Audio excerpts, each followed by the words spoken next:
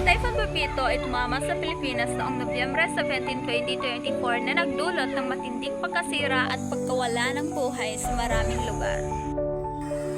Dahil sa lakas ng hangin at ulan, naranasan ang matinding pagbaha, pagguho ng lupa at malakas na paghampas ng alon sa mga baybayin. Ang mga lugar na pinakaapektado ay ang Bicol, Southern Tagalog, Northwestern Luzon, Northeastern Luzon, National Capital Region at Eastern Visayas, kung saan nagkaroon ng malawakang pagkasira ng mga infrastruktura at tahanan. Ang ulat ng mga nasawi at nasugatan ay patuloy pang inaalam, ngunit inaasahang tataas pa ang bilang habang nagpapatuloy ang pagsagip at paglilinis. Umakyat na sa 12 ang bilang ng mga nasawi sa bagyong Pepito ayon sa pahayag ng ahensya ng kalamidad kahapon.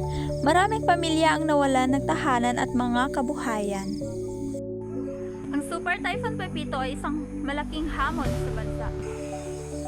Ipinapakita nito ang kahalagahan ng pag-ahanda sa mga kalamidad at ang pangangailangan para sa mas matibay na mga infrastruktura at sistema ng babala. Ang pagtutulungan ng pamahalaan, pribadong sektor at mga mamamayan ay mahalaga sa pagbangon mula